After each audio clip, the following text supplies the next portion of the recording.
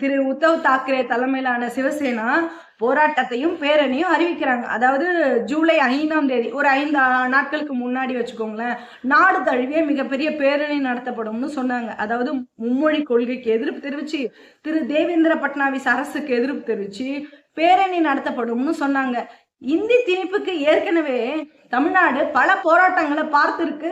இருந்தாலும் இப்போ இந்த பேரணி ஏன் எல்லோருடைய கவனத்தை பெற்றிருக்குன்னு பார்த்தோம் அப்படின்னா, சிவசேனாவில இருந்து கிட்டத்தட்ட 20 வருஷத்துக்கு முன்னாடி பிரிஞ்சு போனவர் தான் திரு ராஜ் தாக்கரே. இவர் மகாராஷ்டிராவில நவ் நிர்மாணா சேனா அப்படிங்கிற ஒரு கட்சியை நடத்திக்கிட்டு இருக்காரு. இவர் சிவசேனாவோட இணைந்து இந்த பேரணியில கலந்துக்க போறதா அறிவிச்சாரு. ஒரு வழியா பிரிஞ்சு இருந்த அண்ணன் தம்பி மறுபடியும் இணையக்கூடிய பேரணியா இந்த மொழி பிரச்சனை மகாராஷ்டிராவில மாறி இருக்கு. அண்ணனும் தம்பியும் இணைஞ்சது இந்தியா முழுக்க, அதுவும் அரசியல் வட்டாரங்கள்ல கவனம் பெறக்கூடிய ஒரு செய்தியா இருந்தது. இன்னைக்கு வரைக்கும் இருந்துகிட்டு இருக்கு, பேசப்பட்டு இருக்குன்னு வச்சுக்கோங்களேன். அப்ப இந்த பேரணி ஆளும் பிஜேபி அரசுக்கு மிகப்பெரிய பின்னடைவா இருக்கு. கூடவே திரு உத்தவ் தாக்கரே தலைமையிலான சிவசேனா கட்சிக்கு இந்த பிரச்சனை மிக முக்கியமான மைல்ஸ்டோனா மாறும்னு எல்லாரும் நினைக்கிறாங்க. இந்த பிரச்சனையை சமாளிக்கணும்னா மகாராஷ்டிரா முதல்வர் திரு தேவேந்திர பட்னாவிஸ் இவரும் அரசியல் பண்ணணும்ல.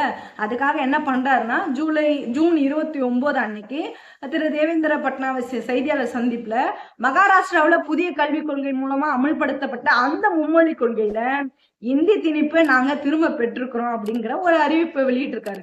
அதோட இந்த அறிவிப்போட கூடுதலா ஒரு விஷயத்த சொல்லி இருக்கிறாரு. அது என்ன அப்படின்னா, இந்த குழுவை அமைச்சு, அதாவது ஒரு குழுவை அமைச்சு புதிய கல்விக் கொள்கையில 3வது மொழி இந்தி இருக்கணுமா, இல்லைன்னா வேற மொழிகள் வேணுமா வேணாமா, அந்த மொழிகளுக்கு மாணவர்களுக்கான ஆப்ஷன் எப்படி கொடுக்க முடியும், இப்படி இதை எல்லாத்தையும் செயல்படுத்த முடியும், இதை செயல்படுத்துறதுல இருக்கக்கூடிய சாத்தியக்கூறுகள் என்னென்னு நிறைய விஷயங்களை ஆராய்ச்சி பண்ணக்கூடிய விதமா ஒரு குழு அமைக்கப்படும்னு ஒரு அறிவிப்பை திரு தேவேந்திர பட்னாவிஸ் வெளியிட்டார். அந்த குழு திரு நரேந்திர ஜாதவினுடைய தலைமையில அமைக்கப்படும் ஒரு குழுவா இருக்கும். அவருடைய தலைமையில அமைக்கக்கூடிய ஒரு குழுவா இருக்கும். அந்த குழு இந்த பிரச்சனையில இருக்கக்கூடிய சிக்கல்களை, நடைமுறை சாத்தியக்கூறுகளை எல்லாம் ஆய்வு செய்து அறிக்கையா கொடுக்கும் பொழுது, அப்படி இந்த குழு கொடுக்கக்கூடிய அறிக்கைக்கு பிறகுதான் இது போன்ற நடைமுறை அமல்படுத்த முடியுமா வேணாமா அப்படின்னு மாநில அரசு பரிசீலனை செய்யும் அப்படிங்கிற ஒரு விஷயத்த அழுத்தமா சொல்லியிருக்க.